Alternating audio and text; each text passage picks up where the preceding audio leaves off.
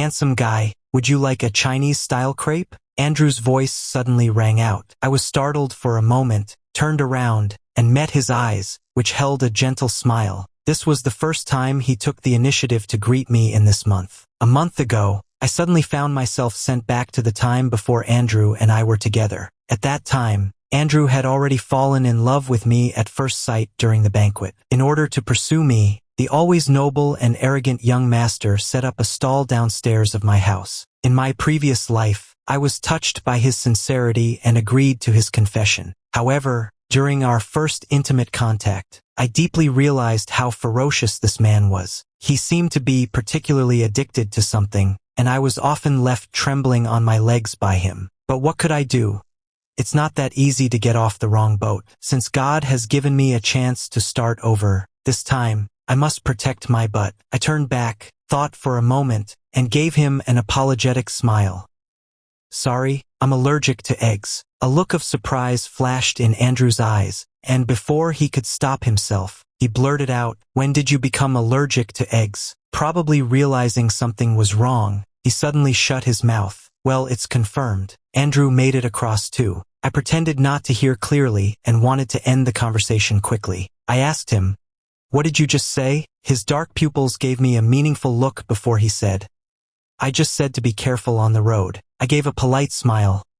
"Thank you." I didn't know why I had come back, but as long as I kept refusing, Andrew probably wouldn't last much longer, right? As soon as I woke up the next day, I saw Andrew down below with his luxury car. After tidying up, he had someone drive the car away. I went downstairs and happened to see him chasing away customers who wanted to buy something. He turned around, caught me watching him, quickly put on a smile, and asked as if nothing had happened, "Would you like to try the roasted lamb leg?" I marinated it myself. I looked at the glistening roast lamb and couldn't help but swallow. Smelled so good. I took a deep breath and reluctantly refused. "No thanks. Eating something too heavy in the morning is hard to digest." On the third day, he switched to selling seafood porridge, and his expression was clearly not as cheerful as it had been the previous 2 days. He gave a faint, somewhat forced smile and said, "Would you like a bowl of seafood porridge?" I stopped in my tracks, racking my brains until I finally came up with an excuse. "My stomach is sensitive to cold things, so I can't drink it." After saying that, I gritted my teeth and braved his chilly gaze before quickly slipping away. Since then, Andrew has been changing up his stall offerings every day, while I've been scourging Baidu for various medical records to use as excuses. It wasn't until today that I went out and didn't see the small stall where it was supposed to be downstairs. I searched around, confirming that Andrew hadn't come. Then again, it had been 3 months. Andrew's patience must have run out by now. Even after 5 years together, he probably couldn't handle being treated with such coldness. I knew that long ago. I'm not the most special person to Andrew. With his status and standing, he can have whoever he wants. Why would he bother chasing someone like me who's so distant? After wallowing in my feelings for a bit, I pulled myself together and started the day as just another worker bee. Of course things had to go wrong. My mood was already bad enough, but then my boss made me stay late for overtime, so it was pitch black by the time I headed home. I was still complaining when a steady, heavy set of footsteps suddenly echoed behind me. Judging by the sound, someone seemed to be rushing toward me quickly. I didn't dare to look back and quicken my pace toward the alley entrance. There were no streetlights in this part of the alley, so visibility dropped as soon as I stepped inside. Fortunately, it wasn't far, but just as I was about to step out, he grabbed my wrist and yanked me backward with force. My body crashed into a solid, broad chest, and the impact against his muscles left me dazed for a moment. Before I could recover, he pinned my raised hand against the wall and pressed his entire body tightly against mine from behind, enveloping me completely. "Help! NGH." Before I could finish my plea for help, a large hand suddenly covered my mouth. Seeing the familiar watch in front of me, I fell silent for 2 seconds. "Go crazy, Andrew." I wanted to curse him out, but remembering that I didn't know him yet, I swallowed my anger and asked in a feigned tone of fear, "Who are you? What do you want?" Andrew lowered his head close to my ear, kissed the side of my neck intimately, and chuckled softly, still pretending not to know me. "Baby." He let go and ran his hand down my waist to my belt, his tone dangerous. Does your husband need to help you remember? I shivered in fear, seeing Andrew truly planning to get a moonlight tan. I was so anxious that I didn't care about anything else and immediately said, "No need, I remember now." Andrew sneered, turning my face over and giving me an unfriendly glance. "Now you remember. What, did you not know what your husband looked like before? And I'm allergic to eggs and have a weak stomach. How come I never knew about these conditions of yours? Oliver, you'd better give me a reasonable explanation, or else." He gave my bottom a threatening pat and said in a low voice, "It won't be that easy for you tonight." Couldn't help but flinch. Stupid brain. Think fast. Come up with a plausible excuse that wouldn't make Andrew angry. My brain raced, working overtime until it felt like it was smoking, but I still couldn't come up with a good reason. Andrew finally lost his patience. He let out a scoff. "If it's this hard to think of, then stop looking for excuses. When you can't handle it anymore, you'll naturally beg me to listen to your explanation." After speaking, he gently tapped my face and asked, his eyes filled with desire, "Shall we go to the car or your place?" I kept my head down, intending to pretend I hadn't heard a word. Seeing my uncooperative demeanor, Andrew didn't get angry at all. He lowered his head and kissed my lips firmly, his tone ambiguous yet inexplicably indulgent. "Here?" I immediately refused. "No, let's go to my place. Andrew is used to being wild. If I really gave in, he would definitely have no shame and just take advantage right then." Andrew pulled me along as we hurried down the road. I didn't doubt for a second that he was driven mad with hunger. His entire body had reached its breaking point, and if he didn't release soon, he would explode. As soon as he opened the door, before even turning on the light, Andrew eagerly searched for my lips in the dark. I panted with some difficulty. "What are you doing so urgently?" He replied, annoyed. "What do you think?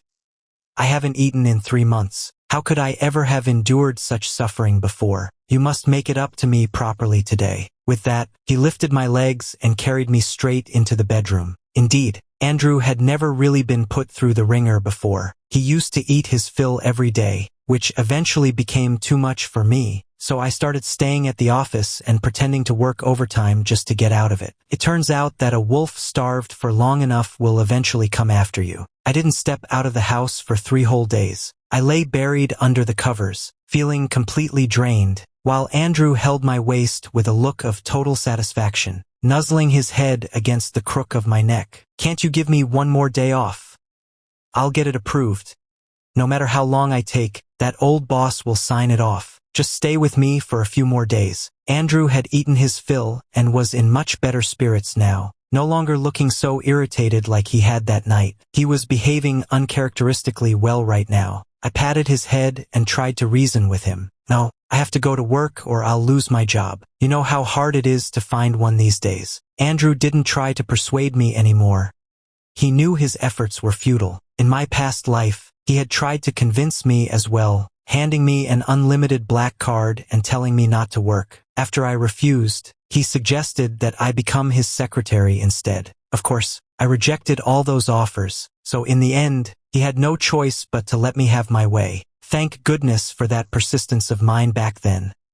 During those later days, whenever I didn't feel like working, I would just play games at the office until p.m. before leisurely heading home. At that time in the past, even if Andrew really wanted to, he wouldn't push me too hard. Andrew hugged my waist tightly and suddenly asked, "Oliver, do you not like me anymore?" I stiffened and asked him, "Why do you say that?" He lifted his gaze, his sharp eyes scrutinizing me. "For the past 3 days, you haven't given me a straight answer. Every time I ask, you try to please me with kisses, attempting to win my attention through physical intimacy. Also, before, even when you really couldn't stay with me, you felt just as regretful as I did, but your expression just now was one of pleasure." He looked at me and said seriously, "Oliver, if I hadn't come over here as well, were you planning to just let this pass between us?" Under Andrew's piercing gaze, I forced myself to give a slight nod. Andrew lost his temper and shouted angrily, "Why? Oliver, have I not treated you well? Why on earth did you do this? Speak up." I took a deep breath, summoned my courage, and said, "Because your demands are just too much for me to handle. Andrew, since you want an answer, let's clear the air today. We're actually not a good match. and I can't fulfill your desires. In my past life, I wanted to tell you this, but before I could find the right moment, I ended up transported here. My original thought was that since we had started over, everything should be as if it never happened, but unexpectedly, you came through too. I turned to look at Andrew, whose face was dark with anger. I shrank back a little but insisted on finishing what I had to say. Maybe we should just part on good terms? For a long time, Andrew didn't say anything. He lowered his eyelids, his face showing no emotion at all. I couldn't guess what he was thinking. After a while, he slightly raised his lids, looked at me deeply, and spoke with certainty. That's not right. That isn't the reason. Oliver, I can tell how you're feeling. I know exactly when you're satisfied and when you're tired. Even though my needs are high, if you truly don't want to, you have your own ways of handling it. You'd hide at the office, pretending that an unreasonable boss was making you work overtime. Even with such childish tactics, you never once told me about breaking up. I don't believe you want to break up with me for this reason. There must be something else. Oliver, are you going to tell me yourself, or do I need to find out? He gently rubbed my lips and softened his tone, coaxing me, be a good boy and tell your husband. Any misunderstanding can be cleared up. Andrew wouldn't find it. He would never know that I had actually discovered there was someone he couldn't forget in his heart. In my past life, while I was packing his suitcase for a business trip, a photo of a handsome young man suddenly fell from his suit pocket. I didn't know that guy. I've met Andrew's relatives several times, but I never found a trace of that guy. The photo fell out of the breast pocket of Andrew's suit jacket. It was obvious that this person was very important to him. There had always been someone he couldn't forget in his heart, and what was laughable was that I used to think we were each other's first love. I have strict emotional boundaries. I need my relationships to be pure. I could accept that someone had dated before, but once they were with me, their heart needed to be completely free of others. I was certain Andrew loved me, yet he held love for someone else at the same time. I also knew clearly that there was no possibility between them. Otherwise, given Andrew's nature, he would have fought against the whole world just to be with him. But for me, it's not just physical infidelity that counts as cheating.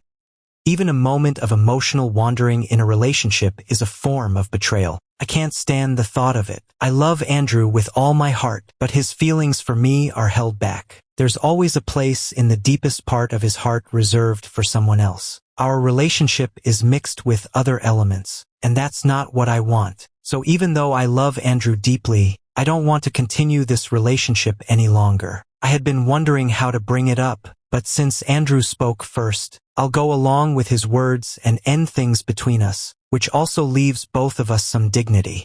As I was thinking about this, Andrew suddenly reached out and pinched my face, his expression displeased. Are you planning to hold your ground until the end? I shook my head and said seriously, there's no misunderstanding. I just want to live differently. Since heaven gave us a second chance, why not give others a try? Anyway, to Andrew, I'm not irreplaceable. He has someone in his heart, and I can't accept that, so he should just find someone who can. Andrew's expression changed, his gaze as cold as a knife. You want to try someone else?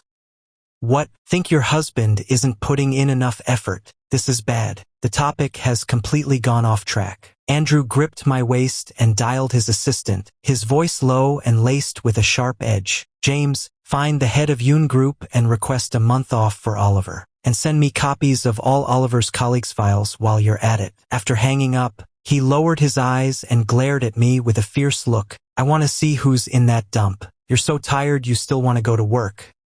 What, miss me after just one day? Andrew narrowed his eyes dangerously. Once I catch that person who's been trying to seduce you, I'll see what kind of tricks they use to make my darling lose their mind and act crazy. Advising her husband to try things out with others?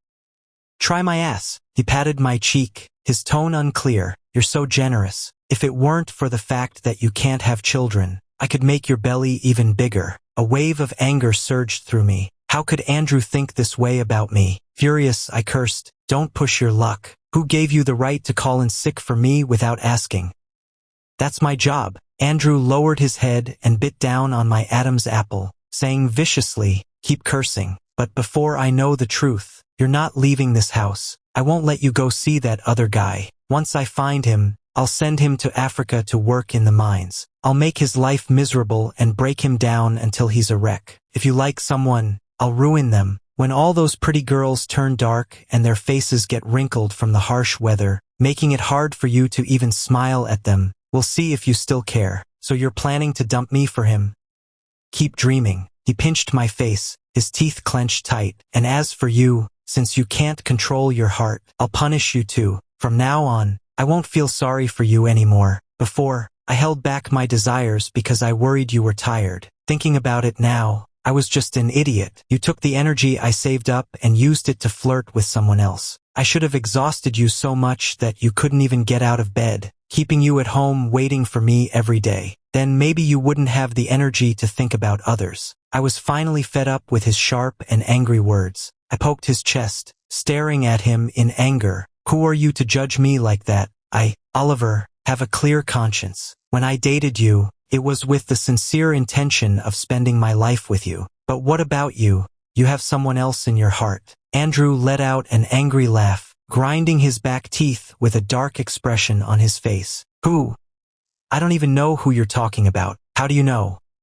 Tell me their name. I want to see what kind of troublemaker this is. He glanced at me sideways. Speak, what? Can't you come up with a lie anymore? I hesitated for a moment, feeling inexplicably uneasy inside. But I hadn't done anything wrong. Why should I be afraid? I straightened my back and spoke with confidence. I don't know his name, but you know it well enough yourself. Andrew let out a scoff and gripped my chin, staring straight into my eyes. You must remember his face and voice clearly enough? Of course I do. It's etched in my memory. Single eyelids, rather thin and frail, about 5'9" tall, wearing a pink padded jacket on top, white pants below, fluffy slippers on his feet, holding a sparkler in his hand. The place was your backyard garden. You've kept his photos all these years, hidden in the pocket of that charcoal gray suit jacket in the second floor walk-in closet. Andrew looked at me and didn't move for a long time. Well then, he really was his white moonlight. I sneered. What, are you too reluctant to send him off to dig coal? Andrew didn't say anything. After a long while, he unlocked his phone, scrolled through it for quite some time,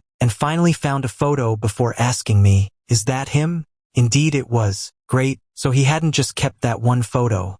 There were more in his phone after all. I punched him in the ribs, hard, and struggled to turn over and get out of bed. I needed to wash off every trace he'd left on my body. I didn't want any of that filth anymore. Before I could even get up, Andrew pinned me back down again. He looked at me with an unreadable expression and said, indeed, we can't let him go mine coal. I laughed out of sheer anger. Fine then.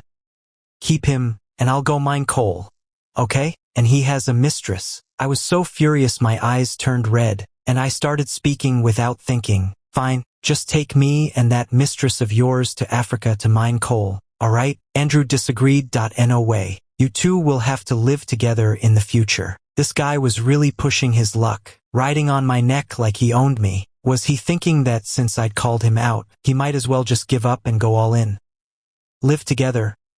Did he think he was some emperor with a harem of concubines? He really had his dreams. I lost my temper right then. You're pushing your luck. He looked down at me. There's more to come. His birthday is coming up, and you'll have to go with me to buy him a gift. What an eye-opener. Do you really think I'm a pushover? Andrew ignored me, his face utterly expressionless as he silently started dressing me. I refused to cooperate, wriggling around like a worm. Don't touch me. A dirty man like you isn't worthy of touching someone as noble as me. From now on, I'm the man you can never have. Drop the perfect life act. It's shameless to keep pretending we're living together. I thought you were just keeping him in your heart, but he's been right beside you all along. So why did you torment me every night? Is he some unreachable moon to be admired from afar, while I'm just meant to be used and played with? Fine. Quit. I'll find a man of my own to keep by my side too. Who says I can't do it? What are you doing? The man who had been silent suddenly spoke, staring at me coldly with a harsh tone. Say that again. What are you doing? Fine, I guess I'm just a pushover. I turned my head away, too cowardly to make another sound.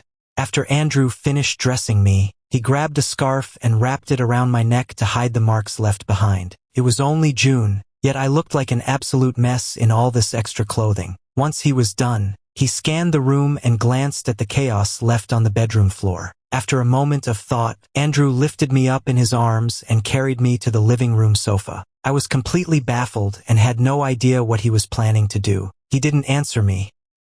Instead, he placed a soft cushion under me and glanced left and right before nodding in satisfaction. Then, he took out his phone to start a video call. The moment the call connected, I saw a handsome face appear on the screen, waving with a smile. "Brother, why are you calling me so early in the morning?" Calling him brother? I glanced at Andrew beside me, his eyes filled with affection. Disgusting. It was so disgusting. You two can be sweet together, but do you really have to show off your affection in front of me? Am I just part of your little game? Such shamelessness. I really wanted to feed them both something awful. While I was still fuming, Andrew suddenly said, "Come on, say hello to your sister-in-law." The boy obediently called out, "Hello, sister-in-law. I've heard for a while that my brother is seeing someone. I'm sorry he never let me see them, but today I finally got to meet the real person. You look so beautiful, sister-in-law? That doesn't make sense. Andrew only has one older brother and one younger sister. Where did a younger brother come from? Could he be Mr. Daniel's illegitimate child?" I thought of Chloe, that elegant and dignified woman who had never made things difficult for me just because I'm a man. She always treated everyone around her with gentleness and kindness. Why was Andrew able to accept that boy so quickly?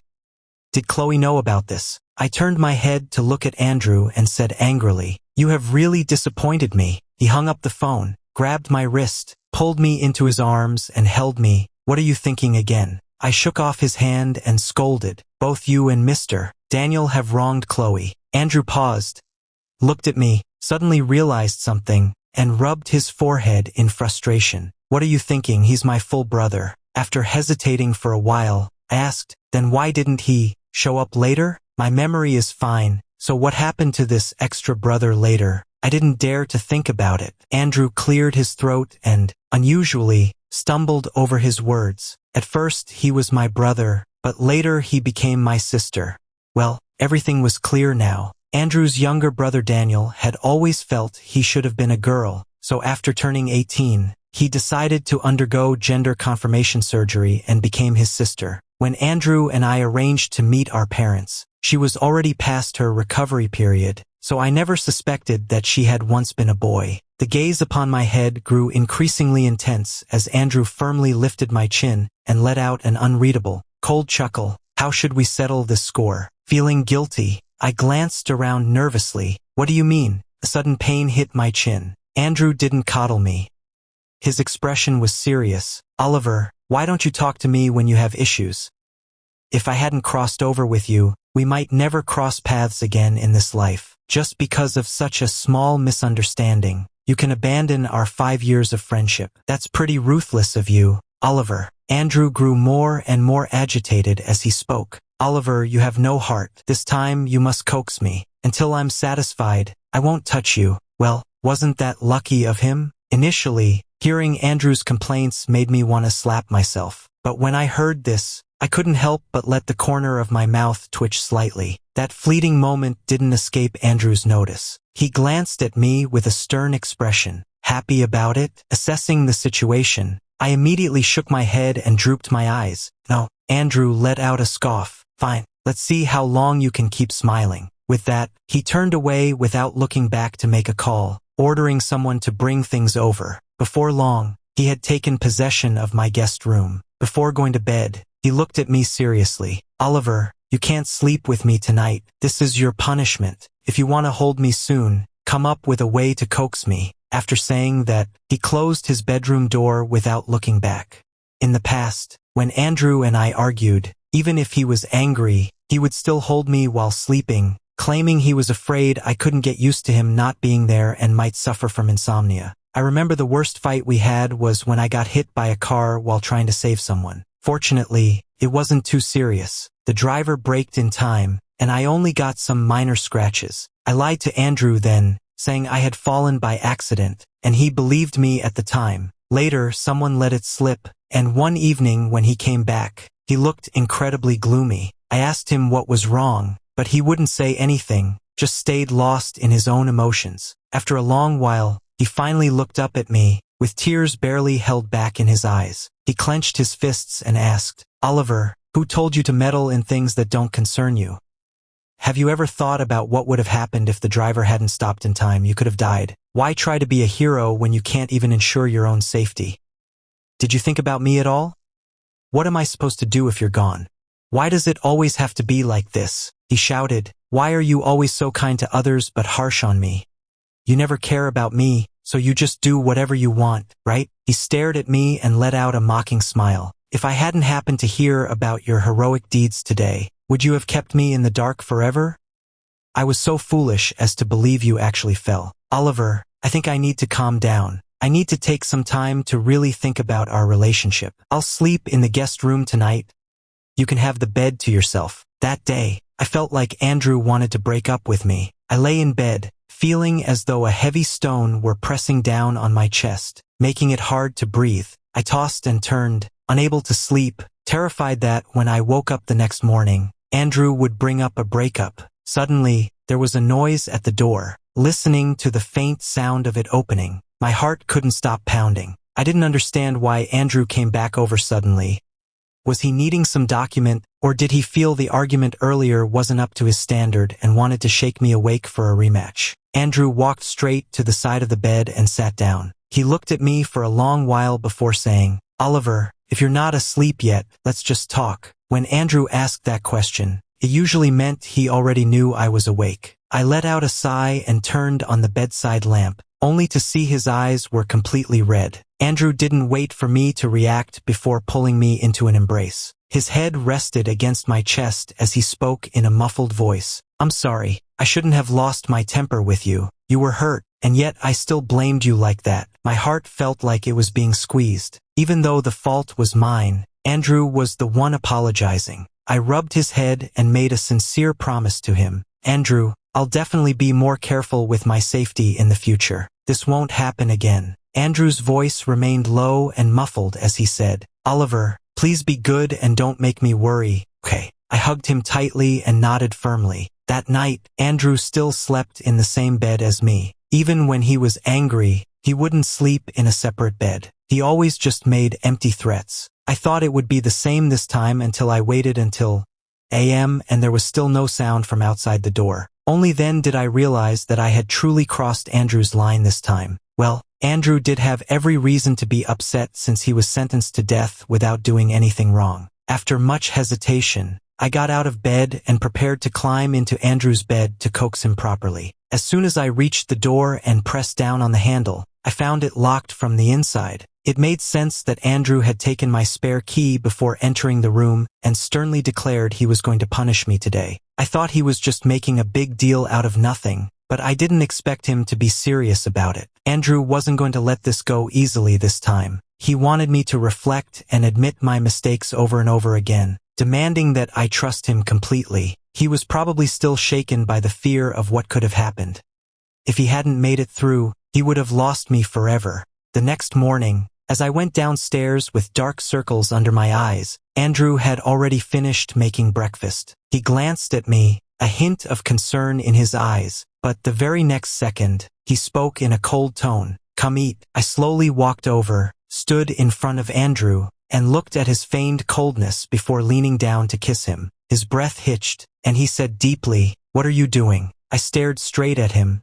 "To make you feel better." To be honest, during the 5 years I've been with Andrew, he always managed to calm himself down after every argument.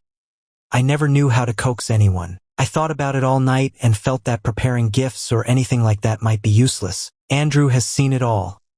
Thinking a few gifts would make him forgive me was unrealistic. After carefully considering what Andrew likes most, my conclusion was that I am the answer. But this level of effort might not be enough. Andrew let out a cold snort, his tone hard and unforgiving. "You expect me to forgive you with just a casual kiss? Oliver, that's not how it works.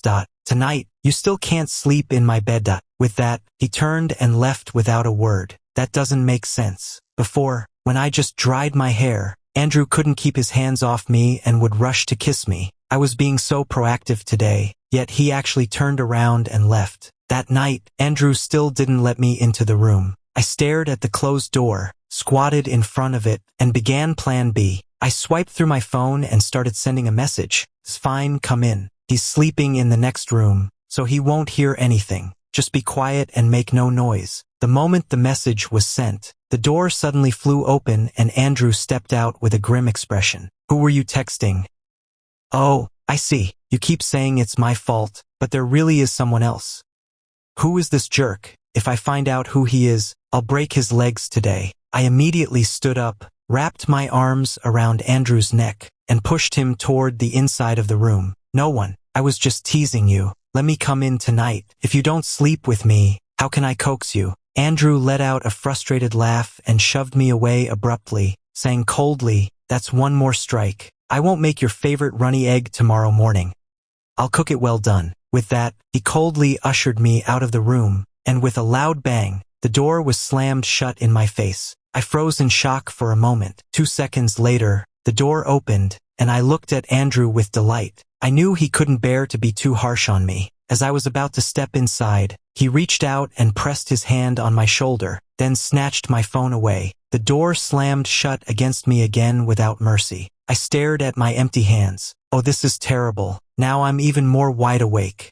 The next day, Andrew kept his word and actually fried me an egg cooked all the way through. I cautiously watched him. Without even looking up, he said coldly, "If you dare to throw it away, don't expect me to cook for you anymore." I let out a sigh. I really didn't want to eat it, but I also didn't want to make Andrew angry. After thinking for a moment, I slipped my foot into Andrew's pants and mischievously traced his calf with my toes. Andrew paused in his eating, lifting his gaze to meet mine just as I was teasingly biting into the fully cooked egg. My eyes grew intense as I extended my tongue to take a small bite. His gaze darkened, and he stared at me intently, as if I were food on his plate. Finally, he reached out and held my ankle, rubbing it with some restraint. His eyes swirled with intense desire. Just as I thought he was about to lose control, he gently put my foot back in place, and before I could react, he took the egg off my plate and said irritably, "Stop playing around. If you don't want to eat, just say so."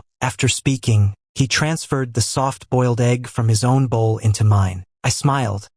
Andrew never eats soft-boiled eggs. After finishing the meal, Andrew got up to leave for work. His movements seemed slightly stiff. I lowered my eyes and watched him for a moment before speaking. "Do you want it?" Andrew didn't turn around, his voice hoarse to the extreme. "No way. I'm heading out for work." I followed closely behind Andrew, and just as he reached for the door handle, I hugged his waist from behind. "But if you don't spend time with me, how am I supposed to comfort you?" Andrew was speechless with frustration. "That's your only way to coax me?" I gave him a pitiful look. "But you're so reasonable when we're in bed. If I apologize while you're still worked up, you'll forgive me." Andrew turned around with a faint, teasing smile. "Weren't you happy when I said I wouldn't touch you?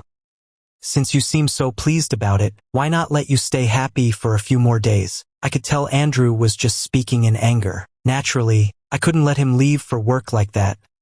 Otherwise, my list of offenses would only grow longer. He's just stirring things up without taking responsibility for calming them down. I reached out and pressed my hand against Andrew's metal belt buckle, buckling it back up, then unbuckling again, and fastening it once more. Doing this over and over, Andrew grew a bit irritated. He held my hand down and said in a low voice, "What are you doing? Stop being so nosy." Ignoring Andrew's intense gaze, I leaned down and kissed his belt buckle. In an instant, Andrew's body stiffened noticeably. I let go as if nothing had happened, watching Andrew's flushed face and smiling faintly. "If you really don't want to, then forget it. I'll just think of another way to win you over." I didn't believe that for a second. I was being so proactive. Could Andrew really resist? True enough, the next second my arm was grabbed, and then a tightness around my waist. Andrew's body heat radiated strongly, his warm breath scorching my skin.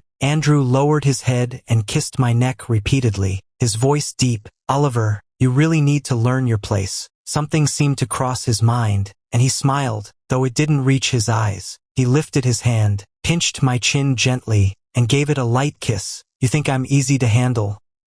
Today, I'll show you just how easy I can be in bed." With that said, he scooped me up into his arms and carried me toward the room. As we walked, he threatened in a cold tone, "Oliver, I won't let you out of this room until I'm satisfied. You brought this on yourself. Andrew is really ruthless. As soon as he opened his eyes, he was all about it. These past few days, I've cried several times until my eyes were swollen. I sobbed that I was wrong and would never dare do it again, begging for his forgiveness, and even offering to write a promise letter, but none of it won him any gentleness. He just kissed me and said in a hoarse voice, "Focus. I'm still angry.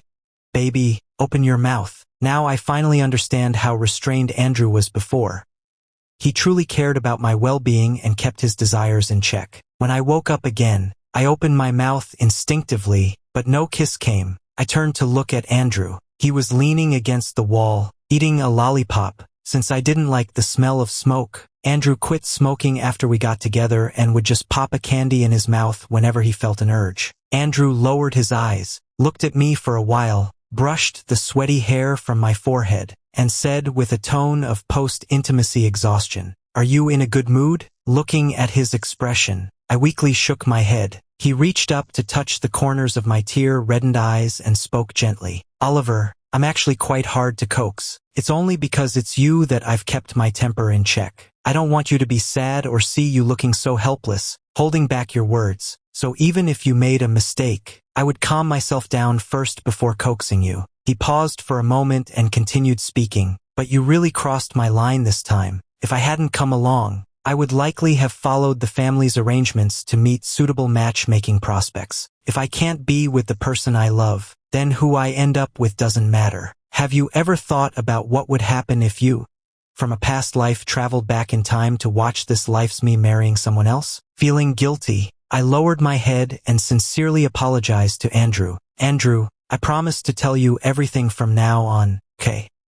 Sorry for making you mad. It won't happen again." Andrew sighed, wrapping his arms around my waist and pulling me into his embrace. He leaned close to my ear, a complex look in his eyes. "Oliver, if it happens again, I won't be so easy to calm down. You really don't want to see the other side of me." A chill ran down my spine, and I immediately replied, "It won't happen again." I couldn't handle even this much.